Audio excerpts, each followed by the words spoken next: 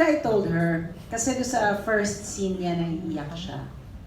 Talagang ramdam mo yung nervyos niya, yung nasa stress siya. Sabi ko sa kanya, relax ka lang. Kasi the more that you stress yourself, baka lalong wala kang maibigay. Kasi isipin mo puro stress. But kasama kasi ako doon sa eksena. Although, yung first part, nakikita ko siya, sabi ko sa kanya, what was good about her is because siguro nga dahil bago pa siya, wala pa siyang preconceived notions about how to do things. About acting, wala pa siyang technique, wala pa siyang naiisip na kung ano-ano.